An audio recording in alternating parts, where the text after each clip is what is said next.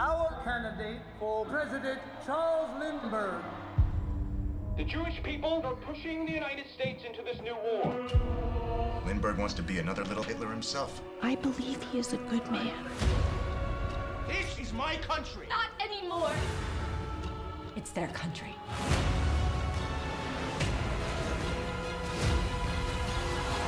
We only think we're Americans.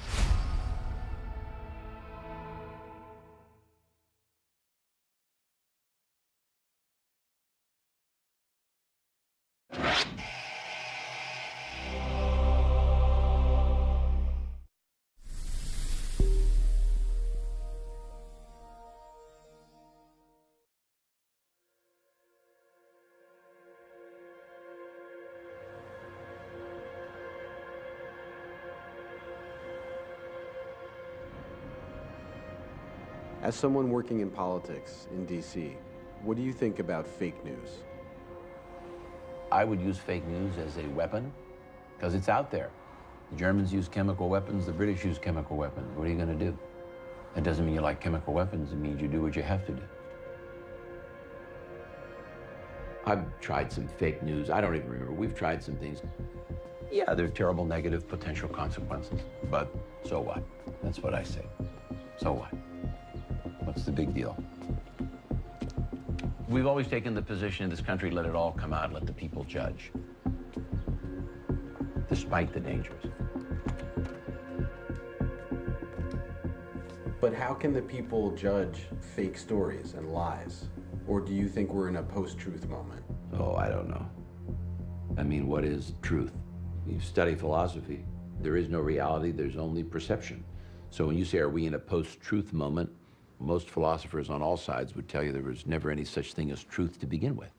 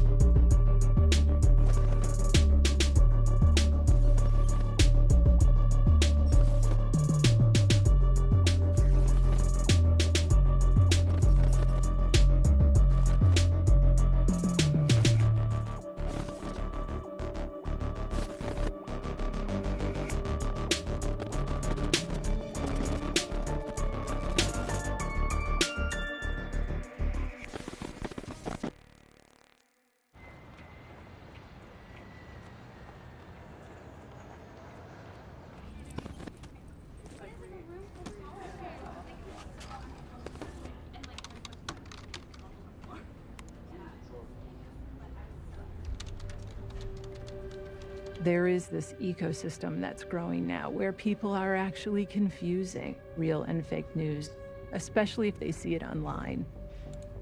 This post-truth culture that we're living in has real costs to the people who are victimized by those who come up with these theories and themes.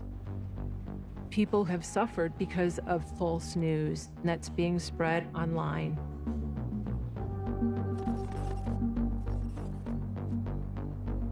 The summer of 2015 was really the first sign that there was something happening in our information space that we weren't paying enough attention to. There was a 2-month-long military exercise that was occurring in the American Southwest, Jade Helm, and this conspiracy emerged around it that President Obama was going to round up political dissidents and put them in camps in Texas.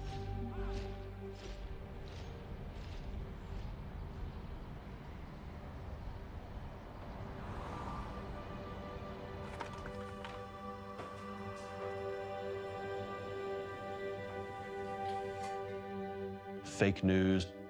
What do I think about it? A very old saying comes to mind: don't believe none of what you hear and only half of what you see. I find myself there a lot. I don't know what's real and what's fake. Here in Bastrop, it's a very close-knit rural community. Typical small-town America, hometown value structure. In 2015, back during the Obama administration, there was a huge amount of concern about distrust of the national government. And once people found out that there was going to be a major military operation in Bastrop County, a lot of people were, making puzzle pieces fit together. We're going to be conducting the training exercise safely and courteously. We're not going to interfere with their privacy or their rights with this. The Army says it's an 8-week training exercise in a realistic setting, but they're not saying much beyond that. We began to get inquiries from people. Why are you allowing the military to come into Bastrop County? What's going to happen? And why are they coming here? And then all sorts of conspiracies were put together. The truth is that it's an exercise for enacting martial law in this country. This is conditioning for martial law and a takeover. And then I tuned into another show. They're saying the same thing. And I guess Alex Jones was right. There's been an awakening. We happen to be kind of the clearinghouse of a lot of conversation. People would come here, it's like the pub, to talk about it. Somebody shares a story, someone else commiserates, and then everyone else jumps on the bandwagon. I think it has a lot to do with, having a degree in Google. Whether it's vaccines cause autism, Masonic lizard people running the world, Jade Helm, we want so hard to believe, even in conspiracies, that things actually exist, that there is an underlying deal, that we have some knowledge that other people don't. And we want to believe all that, but sometimes it's just not true. I will be headed to Bastrop, Texas to report on the Jade Helm 15 military exercise. I don't trust the corporate media. I don't want somebody else to tell me what's going on. I want to go find out for myself. So I'll be In my view, Jade Helm was a psychological operation to gauge the response. Will the people, be complacent when this exercise happens? Will they push back? We're gonna go inside. See, this is what the corporate media does. They stand across the street and we go inside. Can't believe we're in here. I believe in personal responsibility. If somebody reads an article and they go crazy because of that, because whatever issues they got going on, I don't know how I can, be held responsible for that. There are many who made some pretty wild claims, and social media is the devil. So in my interest in open government and in transparency, I said, well, let's just have a town hall meeting and explain this to everybody. Colonel Astoria came, and we asked him to explain to everyone who was interested what exactly the operation was going to entail. Jade Helm is simply just a challenging 8-week training exercise for unconventional warfare, and it's an exercise that will be conducted throughout Texas, New Mexico, Arizona, and Utah. Would the Commissioners Court consider reversing their invitation to these guys? And would the court be offended if I told the Colonel that I didn't believe a single word that he just said?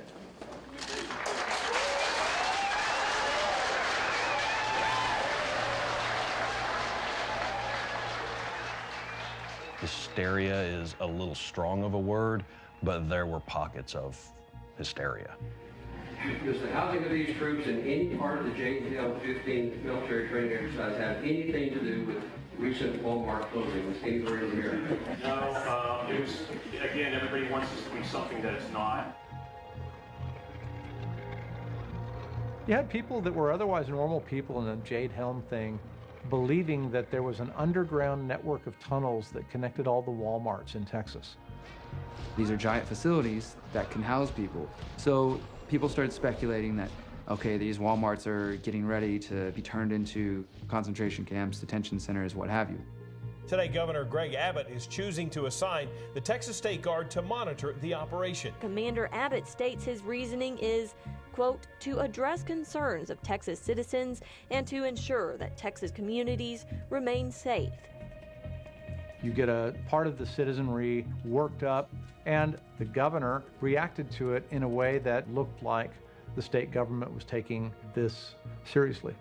The relatively quick jump of that information from conspiracy blogs to town hall meetings to the governor's office, I think was of great concern, certainly to the military and to our intelligence services.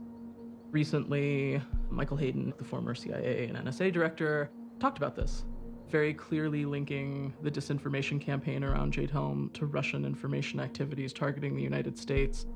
Russian bots, Russian trolls, combining with the American alt-right media convinced a non-trivial portion of the Texas population that it was an attempt by the Obama administration to round up political opponents. It was interesting to me that someone would tie what went on here in Bastrop County to this worldwide concern about Russian interference in American politics, but you know what? It's a small world. In Texas, we don't compare our economy to other states. We compare our economy to other countries. The Texas economy is larger than Canada, it's larger than Australia, and get this, the Texas economy is even larger than the economy of Russia. That makes me more powerful than Putin.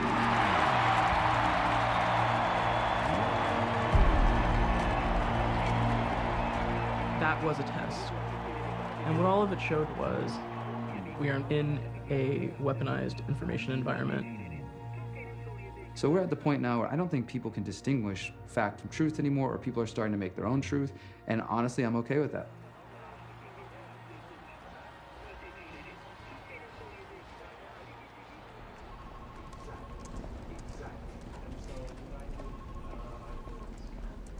I have about 8 different daily digests that come into my inbox every morning from different Facebook pages and other things that we've started tracking over time. And I scan hyper-partisan stuff from people who tend to propagate misinformation.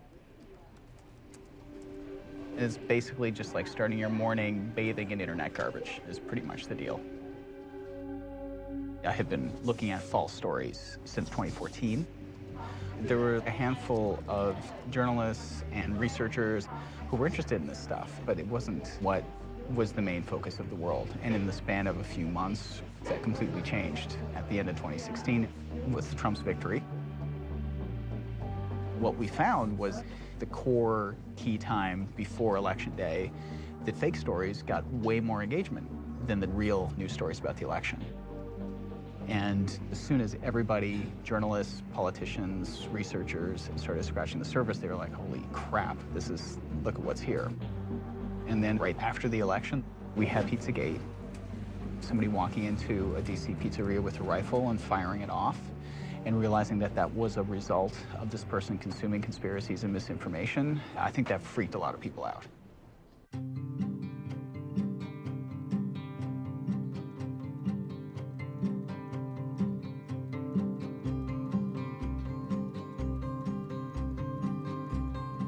My restaurant, I try to be like, everyone's invited, just have a good time, play ping pong, eat some great food. Families and kids are the people who like it the most because it's like, it's fun, they can run around. Comet Ping Pong is a fixture here in Washington. Everyone knows this restaurant. People come from other parts of Washington to have pizza here. We do have some politically connected people that come in here, and that is just something that happens. I mean, I have CNN news anchors who have been eating here for years.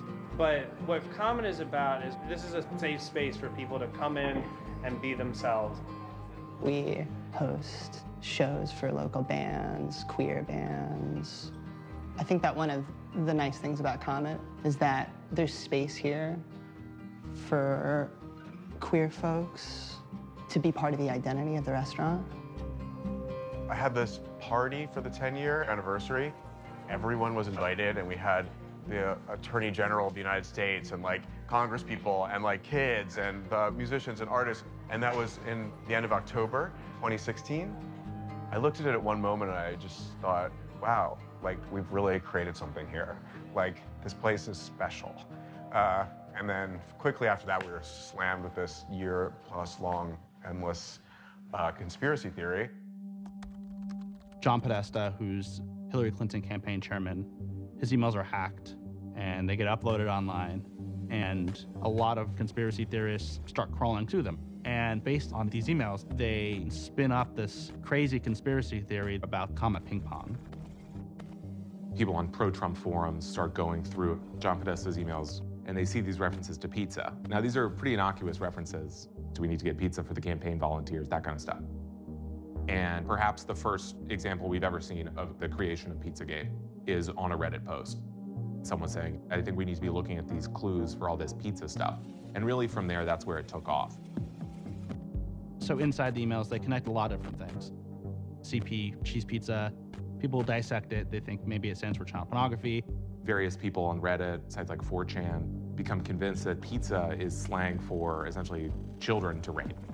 And so then they see the exchanges with James Alefantis and John Podesta. I had emailed with John Podesta about hosting a pizza party, fundraiser, cookout at someone's house. And so people become convinced that Comet Ping Pong is like this child rape dungeon in the basement. This was supported by George Soros and John Podesta and Hillary Clinton, and like everybody was somehow connected to this child sex trafficking ring at a pizza parlor that you could dial up and say the right food words and get your order of children.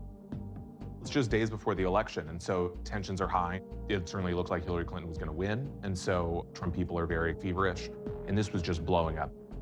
So I said, geez, all these people are just going so wild about it. I wonder if anything's happening at Comet. So I called him up. I got a call from a guy named Will Sommer, and he at the time was working at the Washington City paper and asked me if I had read about this or know about this online conspiracy theory that Hillary Clinton and I were human trafficking from Comet Ping Pong. And I was like, I don't know what you're talking about. And I make a comment like, everyone is really up about this election and passions are high, and I'm sure that it'll go away in a couple of days.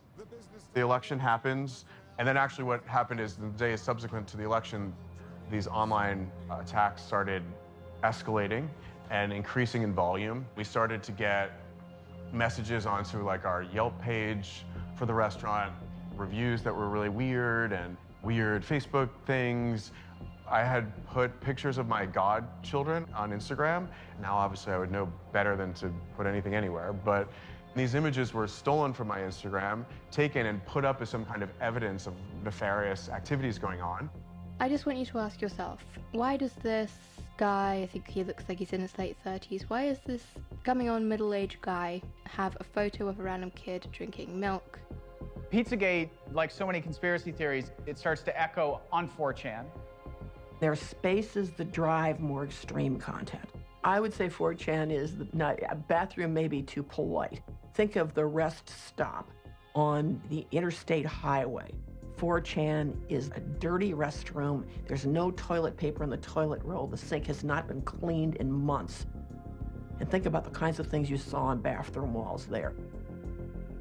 It builds on the internet, then it starts getting picked up by various right-wing pundits. You know, Alex Jones starts promoting it all the time. Pizzagate is real.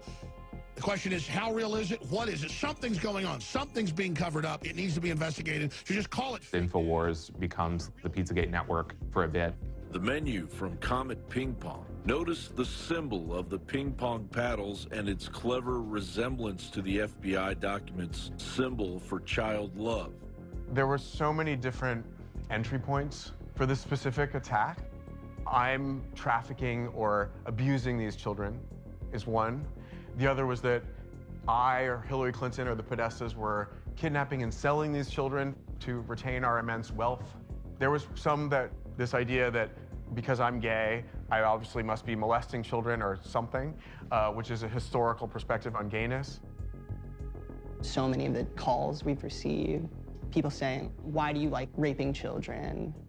And being like, I know you're all gay. And that one is necessarily related to the other. A lot of what fuels misinformation and what we call fake news is hate. It is essentially some group of people either misunderstanding or having some sort of violent feelings about another group of people. And in the case of Comet, those who decided to target James found a little bit of hate and malice in the piece of Comet that is welcoming to the LGBTQ community. More and more we started receiving phone calls that ran the gambit of being just prank calls, I almost say, where people were like, can I get some kind of special pizza, or some ridiculous name? Something that meant to them something about pedophilia was code words. to just straight up death threats. People saying, gonna kill you, or we know what you're doing, we're gonna stop it, you're all gonna die.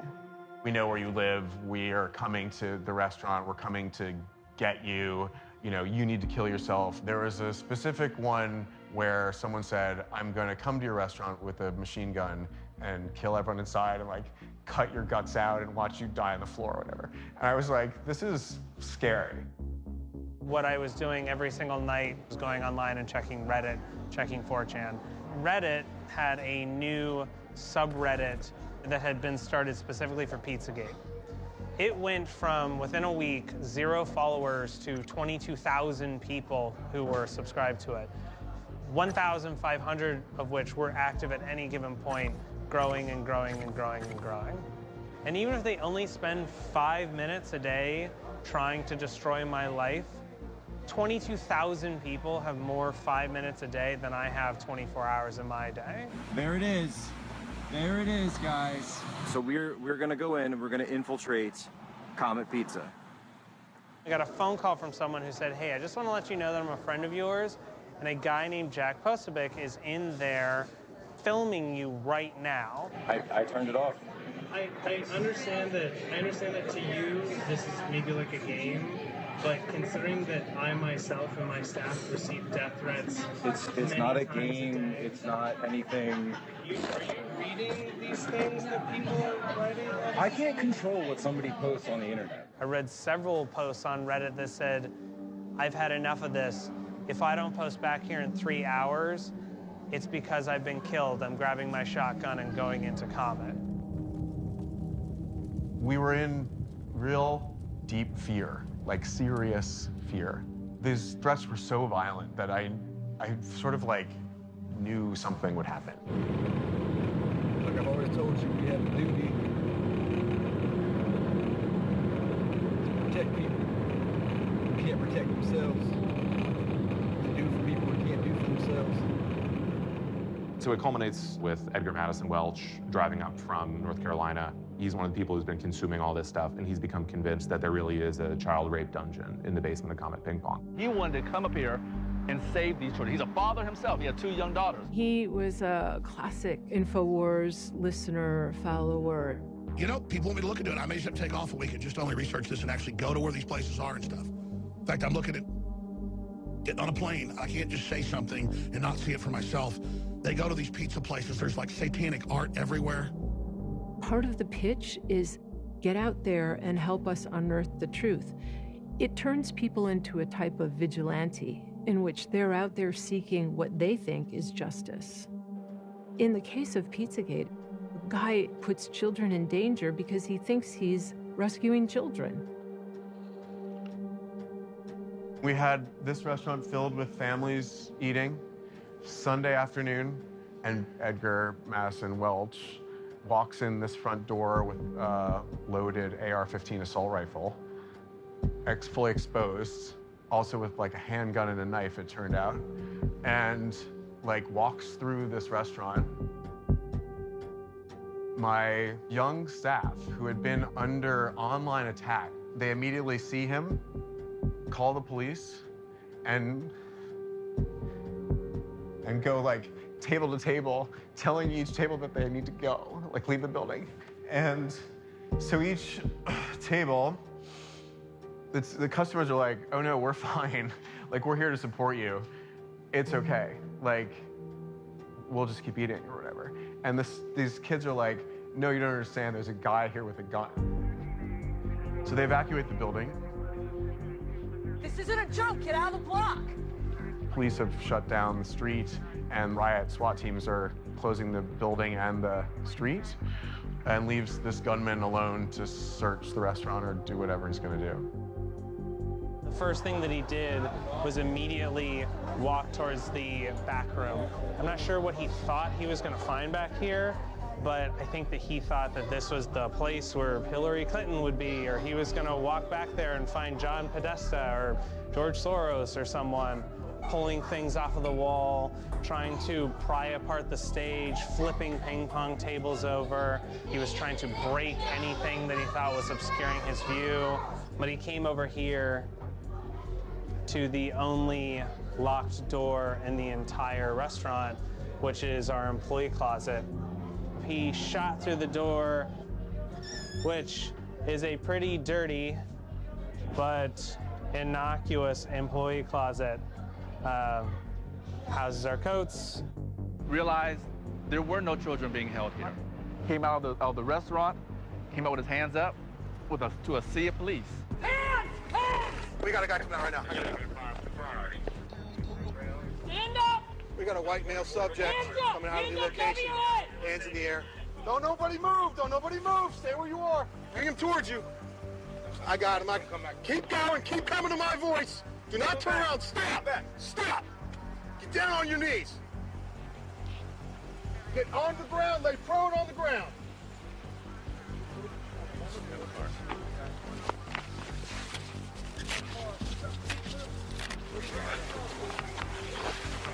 Sir, do you work there?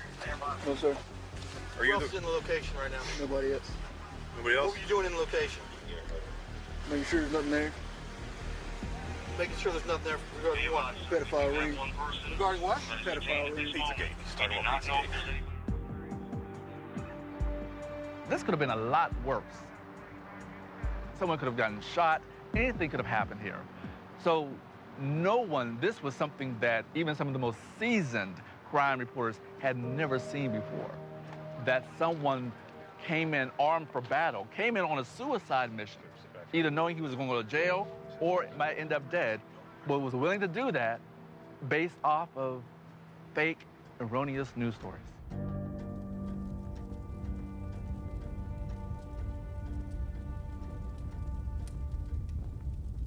Today, the term fake news has become totally weaponized and misused to the point that I think it's kind of meaningless. We saw back in January 2017 when President Trump stood up at the news conference and called out CNN and called it fake news. From there, we started to see the term kind of just fall apart in terms of use. Mr. President-elect, can you give us a question? You're attacking us. Can you give us a question? Don't be rude. Can you give us a question?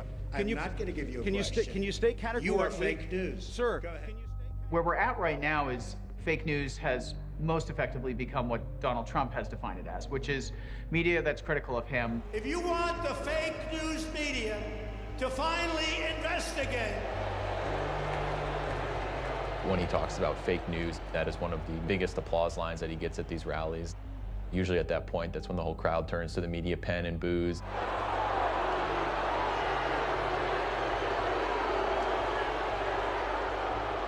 As a journalist, obviously, it's disappointing to see that kind of vitriol directed at the press.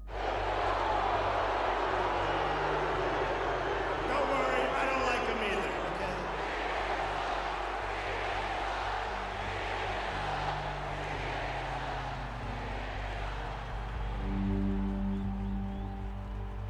CNN is in the dumper. It's become synonymous with fake news. Nobody believes it anymore. We expect politicians to be fast and loose with the truth, depending on the day. We know that. It's a car salesman. But we expect journalists, newsmen to tell the truth. That's what y'all do. That's what you support the facts. And no, I didn't vote for Obama. Give me one thing he did to help me as a Texan, heterosexual or married man. Did he lower my taxes? Nope. Did he increase my freedoms? Nope. Did he help my white, blonde-haired, blue-eyed kid go to college? Nope. Donald Trump's trying to stop my culture down here from changing. Look around. His style of populism is working. We're going to give him the benefit of the doubt. Why? Because he's giving us results. But y'all don't report that. The media's the public enemy. Let me show you the one I really like about tonight. This sums it up. That's money well spent right there. Because it's fake news. They don't report the truth. Truth's reality. You want to start living right, report the truth. That's all we ask for. Thank you. Well, I think fake news has become a very politicized term that is being used to censor conservatives. Evidently, because it's published in the New York Times, you believe it. If you do that, you're believing either government propaganda or mainstream media determine truth. And just because the New York Times published it doesn't mean it's true. Jerome Corsi is this longtime Republican operative and really one of the modern creators of this internet and media-fueled smear campaign. In the 2004 election, he co-wrote this book about John Kerry's behavior on this Swift boat, promoting the idea that John Kerry, who was this Vietnam War hero, was actually like this big coward, promoting this really baseless claim. So now to Swift boat someone since 2004 means to create a lie and propagate it in the idea that it's going to torpedo them. And Jerome Corsi was the creator of that. Cut to 2008, 2009, Jerome Corsi is probably the most prominent face of the birther conspiracy theory. So the idea that Barack Obama was born in Kenya.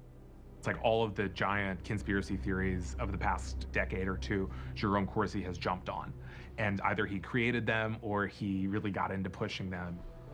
And what's nice about this is just with a laptop computer, a fairly simple camera, it gives the average person an opportunity to establish a voice and to be heard. I didn't look at CNN and say, I want to do that.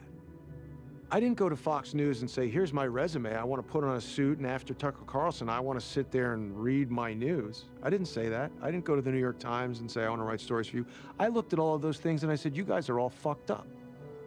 Whatever it is that you think is journalism, I think is fucked up. So this is how I'm going to do it. Wake up, everyone. If you are forwarding articles from Newsweek, from the New York Times, you have become a zombie propagandist.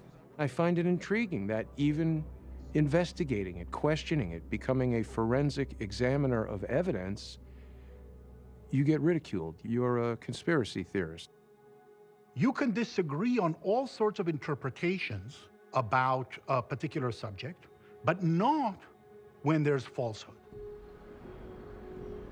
When we study false news and disinformation, what we see repeatedly is things that in theory could be just interpretation get made up of discrete bits of narrative that are distinctly false. It's very clear that what you have here is a propagandist effort to try to achieve a result.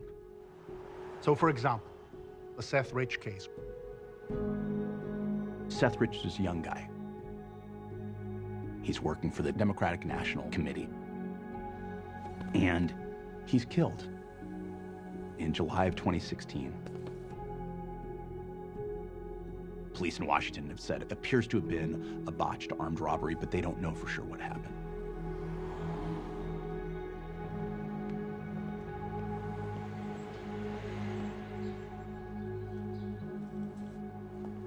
There were a lot of robberies in this neighborhood around that time. People are speculating, well, what kind of a robbery was it? Because his wallet was still on him, his watch was still there. But when a gun goes off, that's going to draw attention. So his assailant is not going to stick around and try to get those valuables. They're going to take off. And that's what happened in this case. Very early on, he wanted to do stuff that was involved in trying to make things better. There was 6.5 years between us. 100%. He was very much, the annoying little brother. And then as we got older, we got a lot closer just when we both got to the same spot in life. He had problems, he'd talk to me. If I had problems, I'd talk to him. So, we were each other's best friends and, always there for each other. He was the person that I knew I could always count on. And he was that, not just to me, but also to his friends. His over-the-top sense of humor. If you were having a bad day, no matter what, if it became his mission to make you have a good day, you just give in now. I had come back early from a vacation, and we had been playing phone tag since I got back. Obviously, that is something that I realized I would regret. Next morning, my mom called me. I remember her telling me that he had been shot and killed late in the night. I remember collapsing on the floor of our townhome at the time, just in sheer disbelief. In the political environment that existed in the summer of 2016, having a DNC staffer that was murdered to a certain group of people just could not have been a coincidence. Somebody hacked into the DNC computer, and WikiLeaks just recently published a bunch of these emails, and there are a number of emails in which senior officials of the Democratic National Committee can be seen conspiring against Bernie Sanders. Seth Rich's murder follows the leak of emails from the Democratic Party, and his death very quickly is linked to the leak. The idea is that Seth Rich himself was somehow in contact with WikiLeaks, objected to Hillary Clinton's assertion of control over the Democratic Party. He was outraged and released these emails. And Hillary Clinton somehow had Seth Rich murdered. I want to be clear, this is baseless, but certainly Julian Assange of WikiLeaks stoked that speculation. Our whistleblowers go to significant efforts to get us material, and often very significant risks. There's a 27-year-old works for the DNC who was shot in the back, murdered. That was just a robbery, I believe, wasn't it? No, there's no finding. Was he one of your sources then? We don't comment on who our sources But are. why make the suggestion? Julian Assange, it's convenient for him because it means he's not kind of a patsy for the Russian government. It means, you know, there was this brave whistleblower who gave him the stuff. Julian Assange was the catalyst. And then online, on websites and message boards like 4chan or Reddit, even Twitter, it blew up. The Seth Rich thing is really getting suspicious now. This was an assassination. This kid was murdered for political reasons. I think they want to do damage control with the DNC and the Clinton crime unit. This is exactly the sort of killing you would expect from the Clintons. The guy got fucking murdered after he leaked information to WikiLeaks. There have been stories in which activists in the United States joined forces with the Russians to push the same stories. And, you know, the Seth Rich story is probably the leading example of that. They were both eager to deny that the Russians were behind the hacking of the Democratic National Committee. Seth had access to a lot of the IT. I mean, he had the access. He had a lot of stuff. The question is, we don't know what he did with it. Frankly, we don't know if Seth was a good guy or a bad guy. We don't know if he was a leaker. We think he was a leaker. We just don't know. There's so many unanswered questions. Jack Burkman is one of the premier hucksters who's latched onto this tragedy. We'll show you in here. Here's the office over here. This is it. This is the nerve center, man. So come down here. This is the doggy's room. Fake news is a weapon. And we've even tried to use fake news. Fake news is a good way to drive a story. You know, you put up a site instead of New York 1, New York 2, and people believe it, and they reprint it, and it gets reprinted. It can be an effective tool in driving a story, you know. People use it. It's become a tool of war. It's like it's World War I and it's chemical weapons. People are using them, so you use them, you know? So that might be the analogy. Jack Burkman, who's a Washington lobbyist, he sends out some legendary press releases in Washington. Reporters are always saying, you know, did you see the latest Jack Burkman press release? Because they're so absurd. In the past has attached himself to other dubious causes, including he tried to get gay players banned from the NFL. There are four theories. One is what the police say. It was done in the street thugs. B, the Russians did it. C, Hillary and the Democrats did it. D is kind of everything else. We're conducting our own investigation. He's doing all these crazy things, like he's doing a reenactment of the murder. He teams up with some undergraduate students at George Washington University, and they come up with the idea that the most obvious explanation for Seth Rich's death is that a hit squad killed him. I mean, it's absurd. You have a dead DNC staffer that can't defend himself. It's a good opportunity to make statements and, you know, try to use that. And when we ran sentence analyses of the media, you really see how Seth Rich pops up as an interference pattern on the right when everybody else is talking Russia and impeachment. DNC leaks came from the inside. It wasn't hackers from the outside at all. And of course, Julian Assange has specifically denied receiving any information from the Russian Precisely. government. This whole Russian collusion narrative, which is, I think, actually quite a foolish narrative, that the emails were stolen by Russia from the DNC. These are premises that have not been validated. Yet the left runs with them as if they were gospel truth. We know that by January, you had the entire intelligence community on board saying that it was the Russians. You know that the Mueller indictments have very specifically indicted both Russians responsible for the trolls and Russians responsible for the hacking. And when people say, well, we don't absolutely know with certainty, what do they want? Do they want to be in St. Petersburg watching every Russian troll engaging in every act? I mean, there are levels of proof that no reasonable person would ask for. It was the Russians. The speculation that you saw online was given fuel by places like Gateway Pundit, InfoWars, Alex Jones, but you also see it pop up on Fox News. Back with a Fox News alert, a brand new bombshell in the murder of that guy right there, a DNC staffer. An investigator now says Seth Rich was in contact with WikiLeaks. Fox News on the website publishes a story that there's new evidence that Seth Rich was in fact the source of the leaks. And what you see is the whole network, from the local affiliate in D.C. through the main cable channel, mobilized around this story. Newly discovered evidence shows that the 27-year-old former DNC employee was in fact communicating with WikiLeaks. And we can really trace how a rumor that starts on Reddit ultimately makes its way to Hannity. And you can just literally follow, from the first to the last, this propaganda pipeline. We see the Russians, we see the alt-right activists, we see the commercial clickbait sites, and then you have at the very top a set of propagandists whose commercial interest and political interest are aligned to go out, look for all these stories, and bring them to the mainstream of Fox News. If it was true that Seth Rich gave WikiLeaks the DNC emails, wouldn't that blow the whole Russia collusion narrative that the media has been pushing out of the water?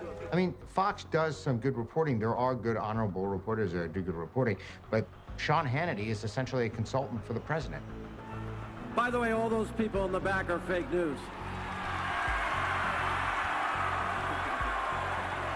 Spewing the president's views to his huge audience on Fox, and it's just like hook, line, and sinker. Sean Hannity says, and it must be true.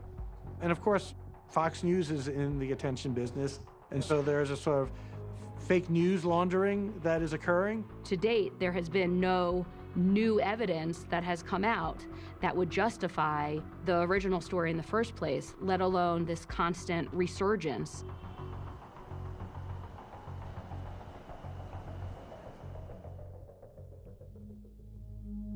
It's not just words, and you're not just pushing something, like you're having real effects on real people.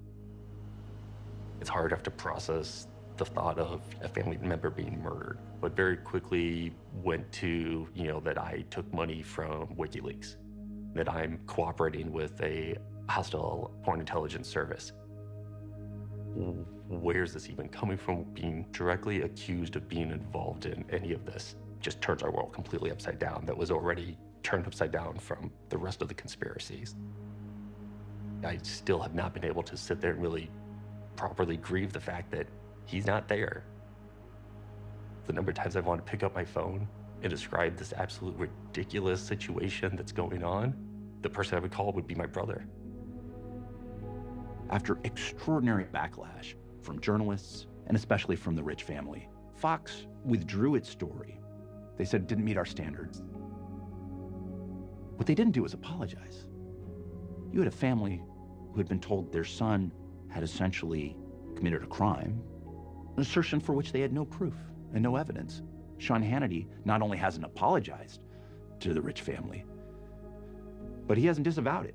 Out of respect for the family's wishes for now, I am not discussing this matter at this time. I have no clue why they won't say it, pushing out false statements and not being willing to accept that they were false after being proven numerous times false. Doesn't make sense to me.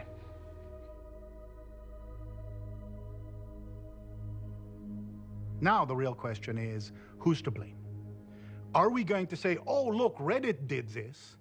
Or are we going to say, oh, look, Hannity did this? When people started looking around, what happened? The answer always fell on what's new, and what's new was the technology.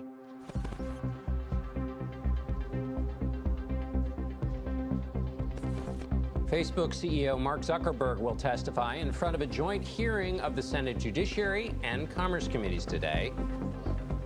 Senators will demand answers from Zuckerberg about Facebook's failure to protect millions of users' private information.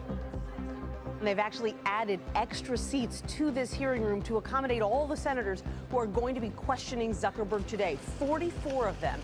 Zuckerberg is going to be in the hot seat for hours. If you think about Facebook specifically, there's more than 2 billion people around the world that log into it every month. There has never been anything like Facebook in the history of humanity. There are ads there, there's news there, there's your personal life, your friends. If he was to honestly say that he would no longer be selling any data, and if he would own up to it, then I think that they've done better than anyone else on the planet by sucking in every piece of information about you and what you do and what you think. And it's sort of like a digital fence. They've gotten everyone to paint the fence, you know, with your data, and they benefit from it. It's designed to actually give so much information about us individually so that Facebook can turn around and sell insight into what kind of communication will best manipulate me to do what someone else wants to do. As Facebook has grown, people everywhere have gotten a powerful new tool for staying connected to the people they love, for making their voices heard, and for building communities and businesses. But it's clear now that we didn't do enough to prevent these tools from being used for harm as well. And that goes for fake news, for foreign interference in elections, and hate speech, as well as developers and data privacy. We didn't take a broad enough view of our responsibility, and that was a big mistake. And it was my mistake, and I'm sorry. There's a lot of things that have been going on at Facebook for a long time, of people who've covered it a long time. And a lot of them were around privacy violations, sort of sketchy use of data, always pushing the envelope, growth, growth, growth. We're here because of what you, Mr. Zuckerberg, have described as a breach of trust. A quiz app used by approximately 300,000 people led to information about 87 million Facebook users being obtained by the company Cambridge Analytica. So how's that possible? I mean, their systems are very good at detecting scrapers, spam accounts, and things like that. It's kind of mind-boggling that they weren't able to detect this, and I think the reason is because they didn't care. Not that, you know, they were being malicious, it's just that it was something they were not interested in. They had built a system where they didn't know what people were doing on it, really. And when malevolent actors get involved with a platform, you began to see how easily manipulable this platform was just by using it the way it worked. The Russians, they were a customer of Facebook. They used the tools that were built in this country to create discord and dissension across our nation in lots of very important areas. And some people, like Donald Trump, say not one vote was shifted, but that's not true. Personally, I think the idea that fake news on Facebook, of which it's a very small amount of the content, influenced the election in any way, I think is a pretty crazy idea. So they moved from it was crazy to think so to okay, there was a little thing, and then there was more, and then I don't believe any of that. The only reason I don't believe it is because I don't think they know. These unverified divisive pages are on Facebook today. They look a lot like the anonymous groups of Russian agents used to spread propaganda during the 2016 election. Are you able to confirm whether they're Russian-created groups? Yes or no? Senator, last week we actually announced a major change to our ads and pages policies that we will be verifying the identity of every single advertiser. Specific ones. Do you know whether they are? I am not familiar with those pieces of content specifically. That's the way it was architected. It was architected to be a platform free for all, where nobody had responsibility except they got all the money. Probably a lot of the people involved in the hearings didn't actually understand the technology and the implications. And so, it's hard. If you don't really understand what's happening, you can't really question. Let's say I'm emailing about Black Panther within WhatsApp. Do I get a Black Panther banner ad? Senator, Facebook systems do not see the content of messages being transferred over WhatsApp. Yeah, I know, but that's not what I'm asking. Everybody went in knowing they had 4 minutes or whatever to ask questions, and they were very focused particularly on privacy concerns. And nobody wanted to waste time on fake news, on Russia, on foreign actors. When you sign up for Facebook, you sign up for terms of service. Are you familiar with that? Yes. Okay. It says... What's about these terms of service? What? Like, as if terms of service were our biggest national emergency. Oh my God, they can't read terms of service. Like, who cares? Who cares? Like, they were not focusing on the problem at hand. It was just a ridiculous circus, and so therefore Mark came off well because he didn't, like, vomit on the desk or something. Like, he didn't, like, fall apart. He answered questions. But, you know, I'll get back to you, Senator. That's an interesting question, Senator. He said nothing. He said nothing. It will take some time to work through all the changes we need to make across the company, but I'm committed to getting this right. I don't think they're malevolent people. Mark is lovely. He's polite, he's earnest, he wants to learn. It's just that their basic premise is that this is just a benign platform. These are the most powerful tools in the history of our planet. They are. They just are. When you have these tools, people are going to find ways to use them in ways that aren't more nefarious than other ways, or at least experiment around them. Once you have a gun, you want to shoot it. You just do. Like, that's what a gun is for. A lot of these technologies are guns, and they're going to be shot.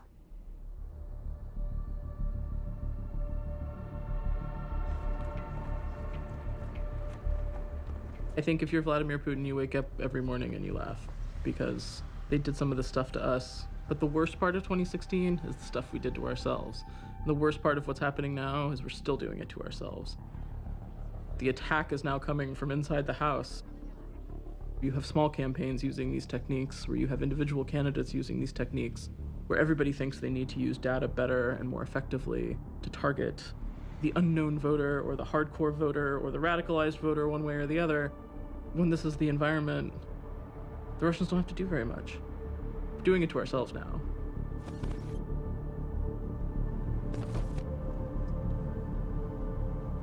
If somebody has chemical weapons and you deem it necessary to have chemical weapons to deter the chemical weapons, then, you know, this is a classic Cold War phenomenon. On the Democratic side, there was a feeling that Democrats were behind in this race to use social media, to use technology. So there were some Democrats, it turns out, who were thinking like, you know, we have to catch up in this race. We have to understand these tools. And one of the races that was sort of a natural to experiment in was the special Senate race in December of 2017. It pitted an extremely conservative Christian named Roy Moore, former judge, who's the Republican, against a Democrat named Doug Jones. There weren't a lot of other races going on, so Republicans and Democrats were very focused on this race. You have this old school leveraging racist rhetoric, all the women who are coming out and accusing Roy Moore of advances on underage women and really inappropriate conduct. That was feeding into all of Democrats' fears coming out of 2016. What if this is happening again? What if these guys are winning elections again? So Reid Hoffman, the Silicon Valley billionaire, decides to bankroll his own pro-democratic campaign to dampen Roy Moore's chances. We got $100,000. I don't know if that was Mr. Hoffman's money or what it was. All I know is that money arrived and it was time to go to work. The Alabama Project, as I titled it, was an effort to use Facebook and emulate some of the tactics that had been used against Democrats in recent years. Doug Jones didn't know that this was happening on his behalf. It was an incredible run. It was an incredible election. It was a fun campaign, nerve-wracking campaign. Got a little weird on occasion. And then election night was just amazing. It is absolutely deafening in here. This news just coming across the screen there. Your election was won by about 20,000 votes, a fairly small margin. Oh, yeah, out of 1.3 million, I would say that that was relatively tight. Doug Jones won, absolutely. All I did was push a little from the outside. Our effort, we were hoping, would help Republicans not turn out to vote. So we created a page called Dry Alabama, a conservative, pro-Roy Moore, pro-Republican bunch of people who wanted to make Alabama dry again because the liquor laws had gotten too liberal. And our idea was that if you show this to moderate suburban Republicans, they will say, oh man, these Roy Moore supporters, they are crazy. And if these Roy Moore supporters are so crazy, then I just can't support him. That was the idea. If you're like me, you're fearful for the souls of our brothers and sisters. We made videos, and some of the videos were just mocktail recipes. Try this moral take on a sinful beverage, a righteous mint julep. I have a knack for creating new voices, and in this particular case, it sounded like a real conservative. You were pretending to be somebody that you weren't. Oh, sure. I was definitely pretending to be a conservative when I wrote that stuff.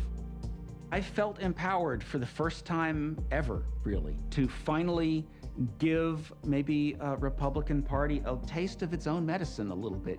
Fundamentally, the fakery is going to happen. It's happening to me, so why should it not happen to you? It was December of 2018 when the New York Times article came out in which the allegation was there was a creation of some fake news type accounts to try to influence the election in my favor. And I was absolutely, one, stunned, two, pretty outraged, pretty angry about that, and immediately said so, and immediately called for an investigation. At least two groups of Democrats that we've found out about were experimenting with essentially Russian techniques. New Knowledge was part of that, so was Tovo Labs, and it turns out so was my little group. I did not know that at the time. The New Knowledge stuff, some of that seems pretty sketchy to me. So let's start with the idea that reality is a construct of your mind. And what that means in a philosophical context is that all of us live in our own subjective reality. A little cyber security company called New Knowledge based in Austin, Texas. They got some money from Reid Hoffman through a pass-through to this little project. This group created a conservative Alabamian Facebook page to try to influence conservatives, even though they were Democrats, they were liberals. These were the guys the Senate hired to do a comprehensive report, which was quite a well-done report, on what the Russians did in 2016, and here they're caught doing a little bit of themselves in U.S. politics. It's very embarrassing for them, very damaging for them.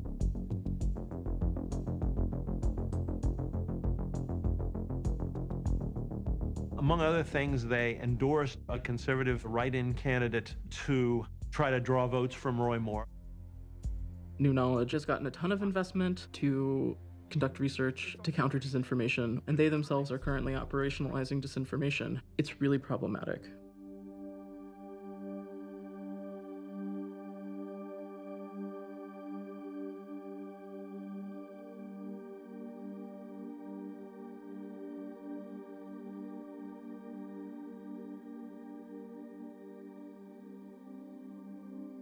It's still a little bit mysterious because New Knowledge and Jonathan Morgan, the CEO, I think, lying to me about various things. And it was kind of loosely run and involved multiple people, and I think some people had different ideas about it than others. But at this point, everybody's kind of like lying and pointing the finger at somebody else.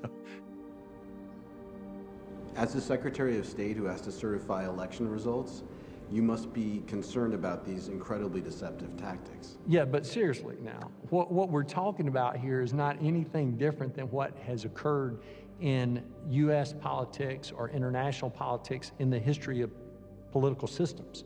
The only difference is now people are able to do that in many people's minds more effectively because of social media. So these tactics don't raise a special kind of alarm?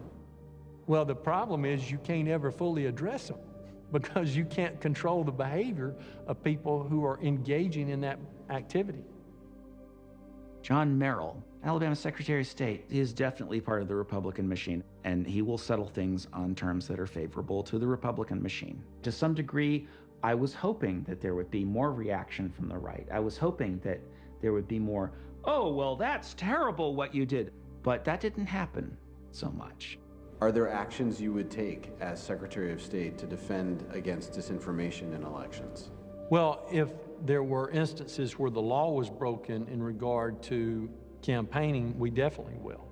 But if it's simply someone doing a superior job to another candidate without going outside the boundaries of the law, then we can't pick apart what certain people are doing, because at that point, that's not making the most effective or best use of our time. I can't say that we actually made the difference. I wouldn't go that far. But think of the math here. 3 million people saw this ad. If we affected 1% of them so that they ended up not voting, that's 30,000 votes. Doug Jones won by 21,000 votes. If we affected 1 in 1,000 of the people who saw that ad, that's 3,000 votes. That's about equal to Doug Jones's winning margin in 11 of the counties that he won. Imagine a bunch of these efforts, each whittling away just a little bit of the vote. That's all you need if you're talking about a close race. So yeah, I have a moral imperative to use these techniques against you. I absolutely have to, because otherwise, what's going to happen to my political perspective? It's going to be drowned out completely. The situation is that one side is obeying a set of rules that the other side will never respect, ever. And they will not change the rules until the rules start smacking them in the face a few times.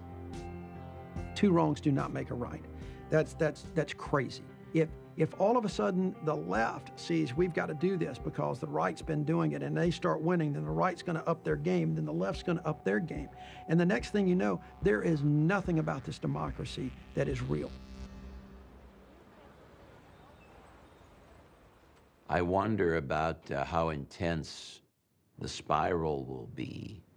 I wonder if there's not something more toxic with all this. We don't know the effects of fake news. We don't know we don't know where this is going. It's changing by the day. It's the Industrial Revolution, but faster, bigger, and maybe more consequential. We don't know where it's going. I see myself drowning in an ocean that gets bigger and bigger and bigger. I would prefer a world without fake news, but if others are using it, I'm going to use it. NBC News is reporting tonight about an apparent effort to smear Robert Mueller. The plot appeared to be the latest and one of the more bizarre in a string of attempts by supporters of President Trump to discredit Mr. Mueller's investigation as a hoax and a witch hunt.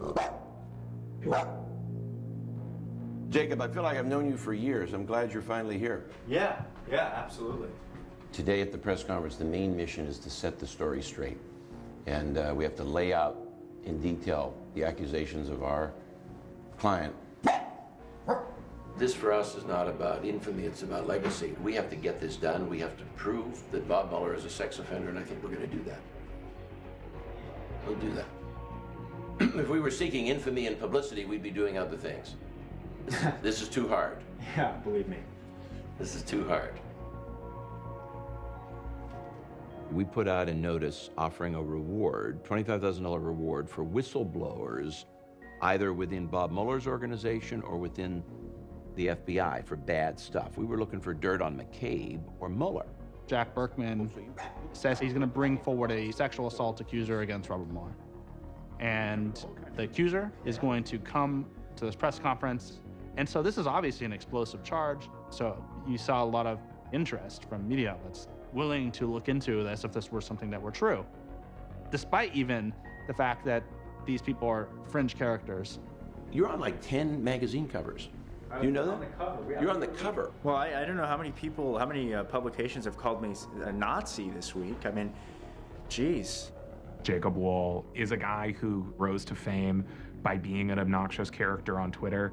Jacob Wohl is a charlatan who is part of the Bizarro World Trumpverse information machine.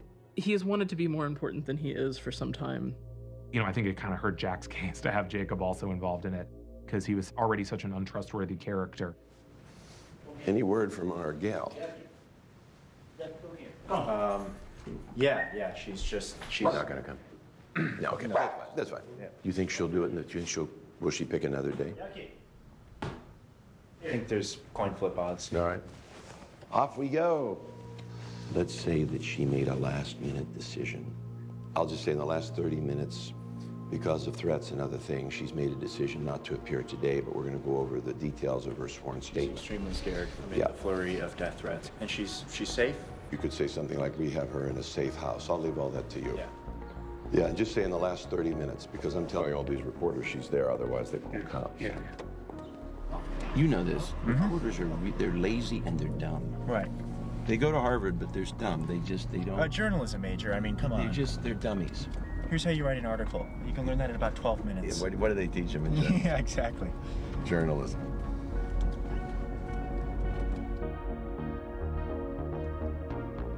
What the hell's this thing here? Is this for us? It is. Is this? We've got Antifa on the property. Is this Antifa? Hang on, I gotta take a picture of this. I gotta take a picture.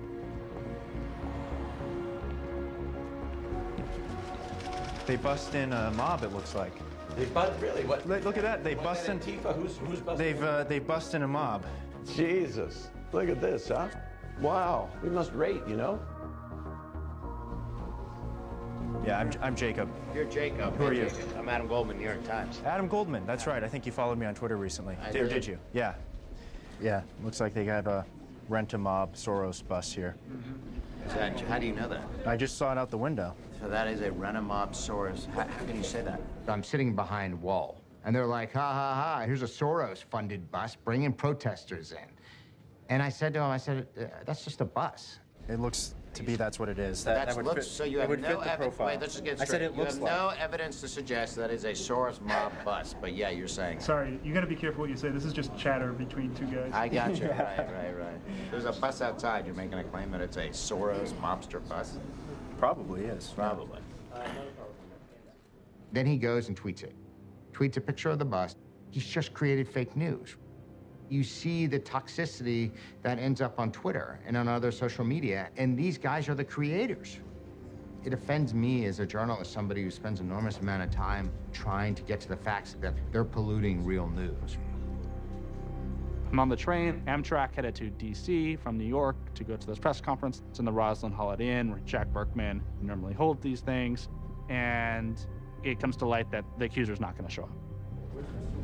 It's not surprising that this isn't panning out, right? Will Sommer at the Daily Beast. Will, good to finally meet you. Yeah, you as well. See you on Twitter all the time. Yeah, you as well. So what's the deal? No accuser? We're gonna go right in right now. All right. Yep. See you in a sec. All right. Well, so no accuser today, huh? No, what's happened, we'll talk about that. She's received a lot of death. She sent a sworn statement this morning. How's she? Who she is? I'll let Jacob tell you about that. She got a lot, number of them. We have to think about the threats, like Will just said. How did she get threats if nobody knows who she is? Hundreds of threats. They said they're going to come here and cause trouble. But they've all asked, how did she get threats if no one knows who she is? He is going to be, we're going to take 5, 6, 7 questions. We're not going to take unlimited questions. That's how this thing falls apart. Okay, good idea, good idea. Questions, that's the key. Now, do you want, And don't call him the New York Times guy that's sitting right behind me. He's a rat bastard. He's trying to throw this whole thing off. Gotcha. Wow, boy, this is tough. This is tougher than NFL gay. This is tough. Good afternoon, everyone. My name is Jack Berkman. This is Jacob Wall. There has developed in the last week, as I'm sure all of you have noticed, a rather tragic and sad backstory that somehow I or Jacob or others paid or attempted to pay some woman for coming forward. None of this is true. So they come out with this affidavit from this woman named Caroline Cass. The report is put together by this organization called Surefire Intelligence. And this goes online before the press conference. And so that was where a lot of people started digging.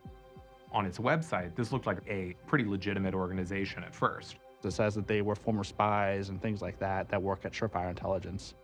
And there are numbers, supposedly different bureaus around the world. And so if you reverse search the number, it was registered to Jacob Wolf's mother. We had a reporter here who was on the phone with Jacob, and he said, "Are you sure this isn't just a front for you? You're not, Surefire Intelligence is a real thing." And he said, "Oh, yeah, don't worry about it, don't worry about it."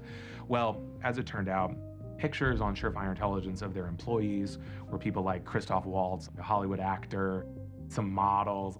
Head of Surefire Intelligence, he was a kind of shady looking guy on his LinkedIn page. It was really dim, but someone just brightened it in Photoshop and it was just a picture of Jacob. So as people kept realizing how fraudulent Surefire Intelligence was, that was the setup for the press conference. Jacob and his firm went through the most intense vetting of any woman in one of these situations, and I've represented other women in these situations, as you know, that I have ever seen. And we determined that the accusation was credible, or we wouldn't be here today. First of all, I want to stress, no one is questioning Ms. Cass's account here. We didn't know her name until 20 minutes ago, okay? We're questioning you two, both very uncredible people. And here's what I want to know. No, why do you say we're uncredible? You know, you had all the Seth Rich stuff, whatever. My question is for Jacob. Why were you so shady about Surefire Intelligence? You told one of our reporters you didn't run it, there was this alias, there's all these made-up people. What's going on there? The investigation at that point was still in flux, and it was important that I preserve my anonymity as I move through it. But if you want your anonymity, then why are you doing this press conference now? Like, you could have just gone to the New York Police Department, right? Well, a lot of that is up to Caroline. At the time, she made a decision, for whatever reason, we didn't know her at the time, to not report it to police. But is she reporting it to police now? Like, are you going to the cops? Yes, we're in the process of doing that now. Let me say something about it. When do you expect that to be wrapped up? So this is ongoing. This is ongoing. This report is supposed to be filed. Probably, I would think, by the end of this week. Yeah. The end of next week, next Friday. You filed that with NYPD, correct? We have not done it yet. A lot of those decisions are up to my client. I'm just the lawyer. We are still in the process of gathering evidence.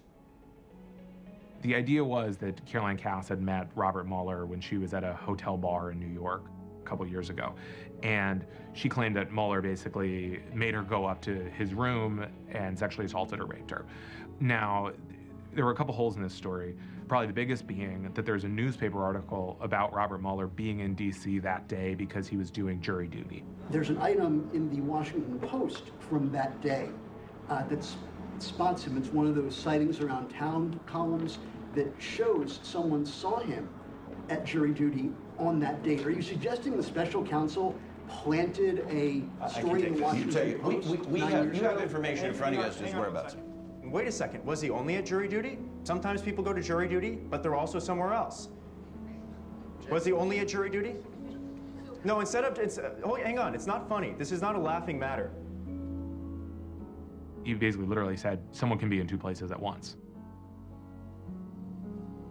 It felt like you had left reality and entered the right-wing media universe, like a physical version of it. Maybe I had gone through a portal when I walked into the hotel and ended up in this weird right-wing place where Jack Berkman and Jacob Wohl were holding court. Is the whole point of this to discredit Bob Mueller, and if that is the case, do you really think that would shut down the Russia investigation? No, the point of this is not to discredit anyone. The point of this is to get to the truth. Is her name spelled with an E or is it not? It's spelled with an E. It is with an E? It is spelled with an E? Oh, that's right. Wait, okay. okay. Hang on. You'll figure it out. Okay. Ms. Cass is... No. You don't get to say that. You brought us out here. Tell us her name and all the identifying information. Below. If I need to spell it out... You know, we go to a lot of press conferences, and they can be adversarial. You can have this back and forth debate during these news conferences, but you know you're dealing with genuine people on the other side, and you're just not confronted with this blatant bullshit conspiracy. And you ask yourself, I'm a reporter. I've been doing this for 20 years. Why am I sitting here? You know, my mission here is not to establish a narrative. It's not to follow an agenda. Wait a minute. It's to bring forth. Established a narrative. Hang on. Excuse me. It's to bring forth the facts and let the facts speak for themselves, and that's what we've done here. Wait, one last question. This is important. Where was Mueller's security detail on the day he was hitting on this woman? Guys, you know what? We're gonna wrap it. Thank you. Thank you all. We'll see you guys on the way out. Thank you, guys. We've done enough, guys. I think that's enough for today. We have another conference coming soon. With Caroline. As soon as we get her schedule. You always say there's another press conference where you're really going to give us the... What's going on with the Seth Rich conspiracy, by the way? It worked out well because... Where's your witness for that? You said you were going to bring a witness last time. We're only here to discuss Caroline today, not other matters. I want to discuss your credibility.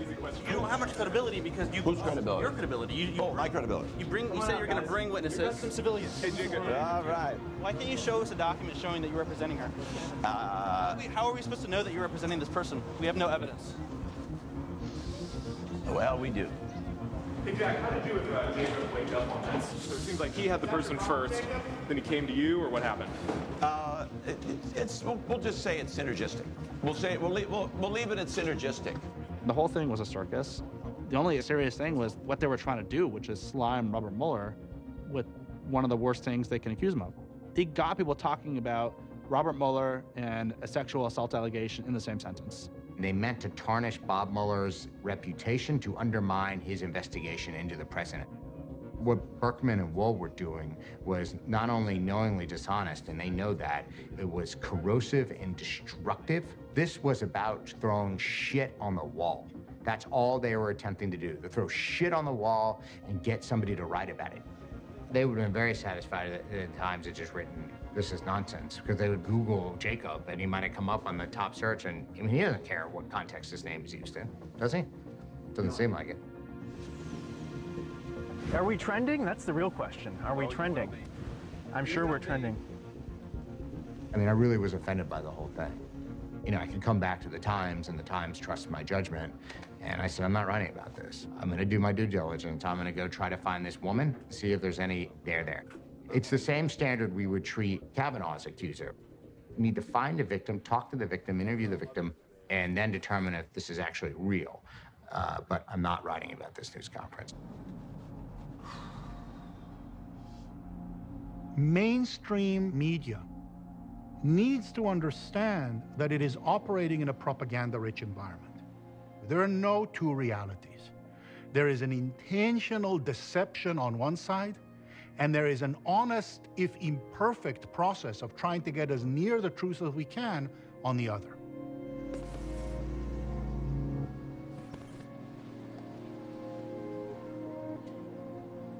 Today in the red chair again, in the same place we talked 2 years ago, is Tristan Harris, the co-founder of the Center for Humane Technology. We spend about a fourth of our lives now in artificial social systems, meaning in these digital environments. And that's just on screen. I mean, when you're off screen, you're still thinking thoughts that came from that artificial social environment. Conspiracy theories on these, magnified by these platforms times a billions of people. It has completely fragmented our truth.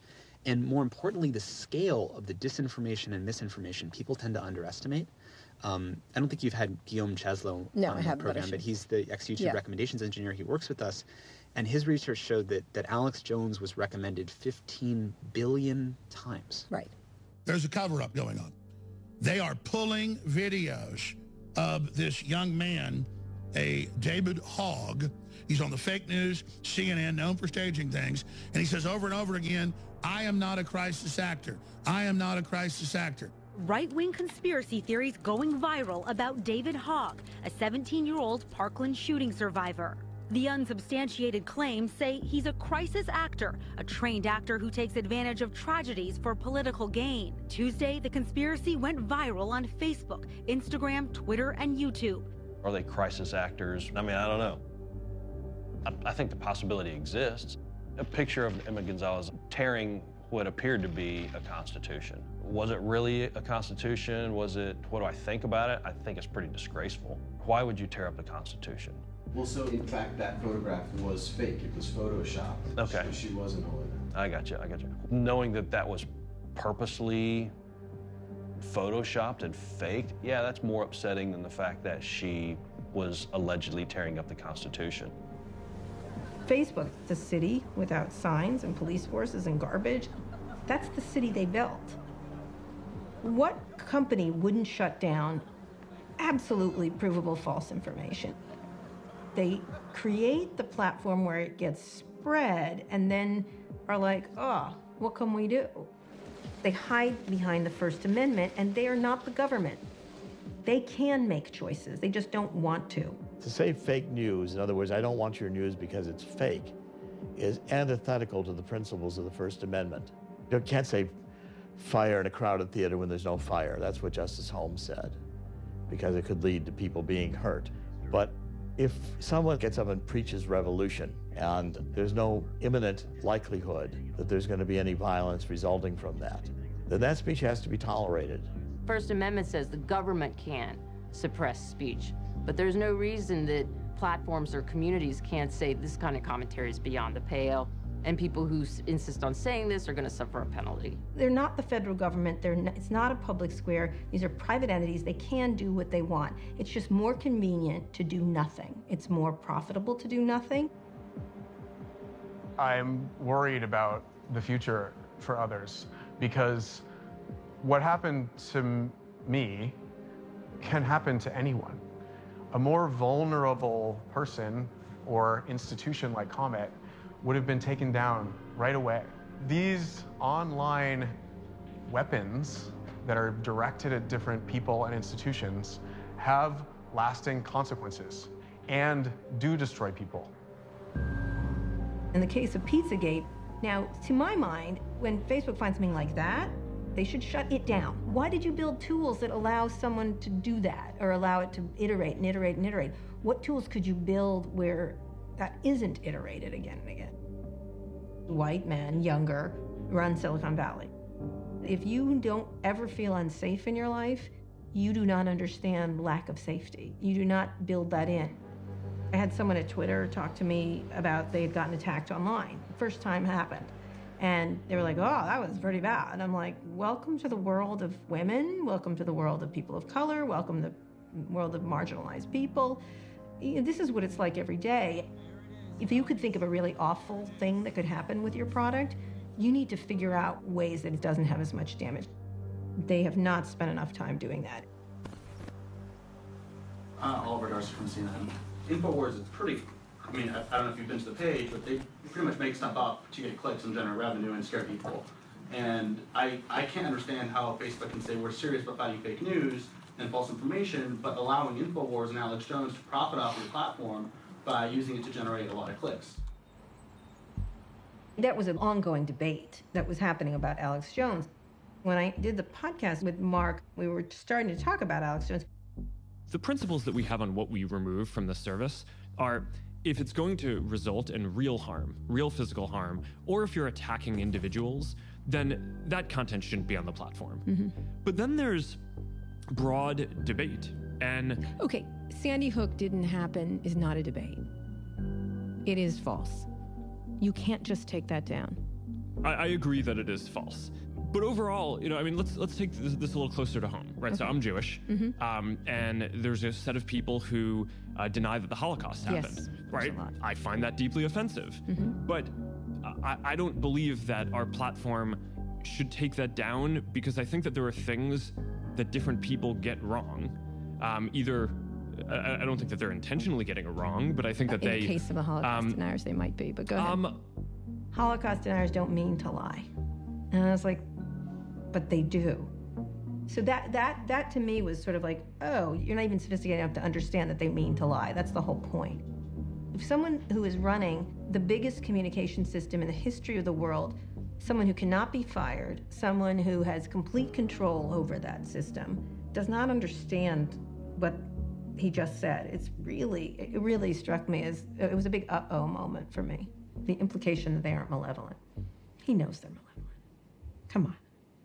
You can take them off. Like, it's okay. He's going to get flack for it, but he gets paid the big bucks, right? Alex Jones. He is the founder of InfoWars, and he is now feeling the heat himself. YouTube, Facebook, and Apple all announcing they're removing his content from their platforms. What changed in that summer? Apple did it. When Apple was like, you know, enough, basta, that's done. Everybody else then goes, oh no, now if they do it, I guess it gives us cover to do it.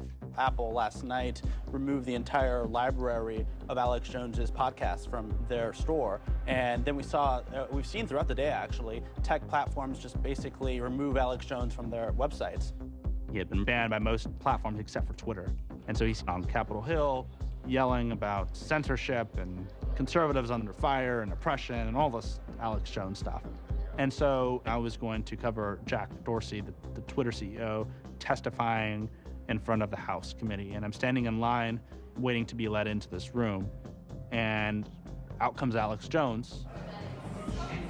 Look at this right here. The guy that goes around policing and calling for censorship and then claims that Trump's wrong, there's no censorship of conservatives or patriots. You are incredibly shameful. How are you doing, Alex? You're just, look at you, look, you are literally an anti-American, anti-free speech coward. You're gonna go down the history books at the Criminal News Network. This is one of the main people right here. He comes over and starts berating me. He sticks multiple cameras in my face. There's a crowd that gathers of his right-wing supporters. Come on over here, Drew. I want to get this guy on tape.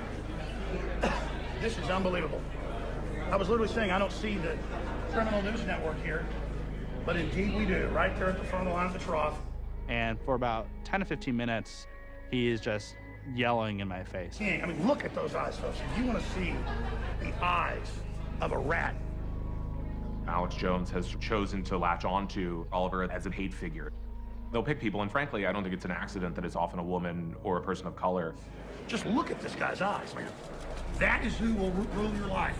Look, I mean, he's even more evil looking in person. Somebody think about the decisions that you made. The next day, Twitter bans him, and what their reasoning was, to my understanding, is because he live streamed him berating me. He used a Twitter service to do that, Periscope.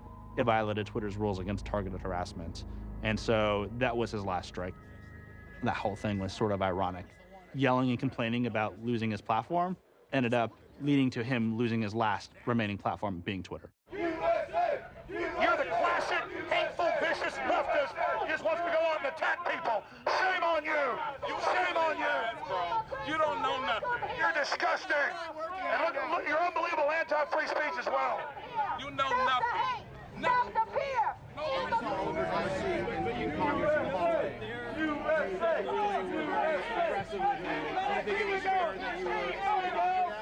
He's a public figure in his job in a public space who's lied about me and actively, full-time lobbied to have me removed off platforms and bragged about it.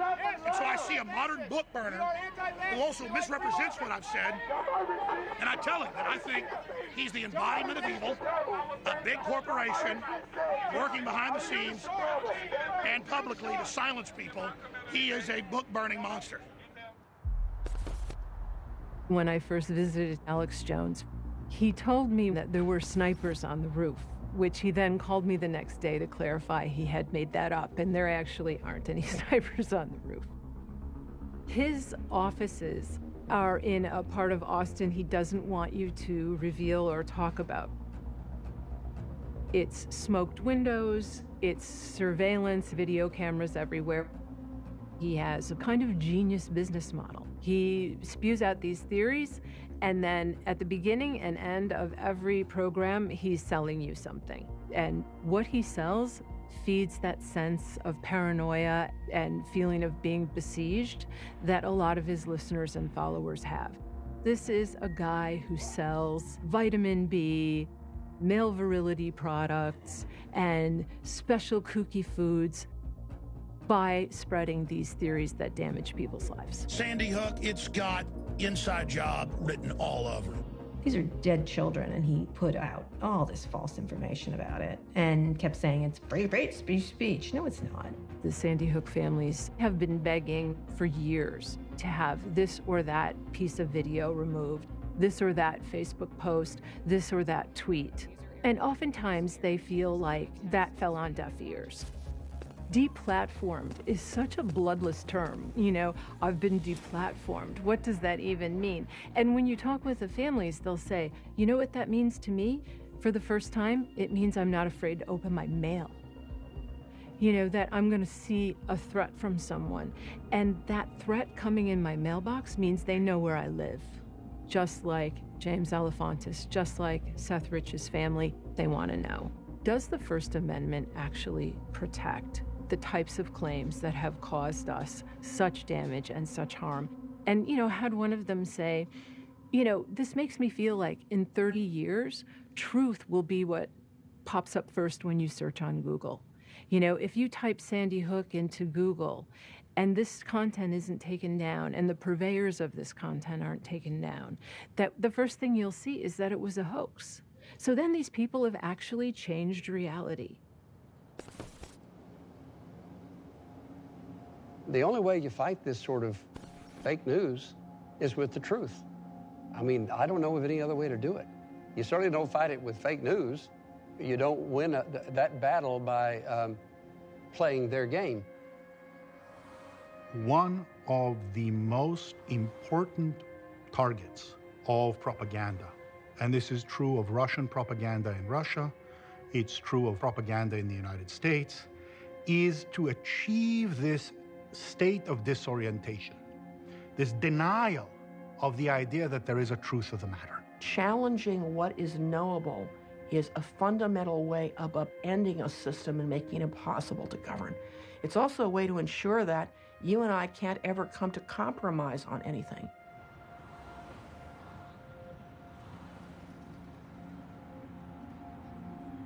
This community is really somewhere that's based in truth and reality. An online community is one thing, but a physical place where you're playing ping pong with someone, eating, breaking bread over the table, you're able to actually communicate with the people around you. So if someone were to say, wow, this crazy thing is happening, did you hear about it? Across the table, one might say, oh, that thing isn't really happening. God, he's going to throw you into hell. It is hard still. We've been under continued threat.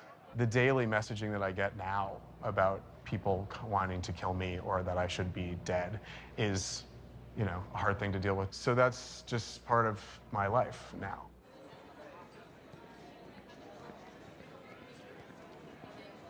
But the community saved us.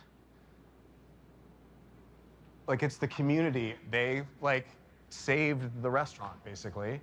And also were like, you need to open on Monday. And I was like, we're not opening on Monday. We're never opening. Like, this restaurant is not going to be open again, was my thought, feeling, and response.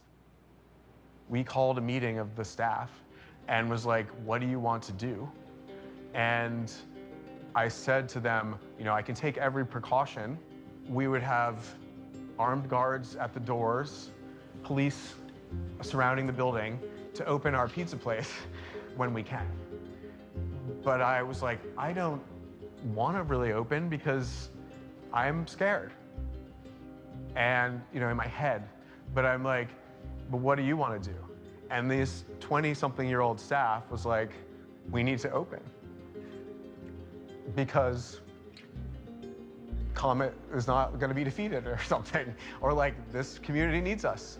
So we were able to open because they wanted to. And the support of this community, who also were calling the restaurant saying, we want to come there right now. Like, a gunman has come through and literally they're calling, being like, when can we bring our kids to have pizza? You can't close.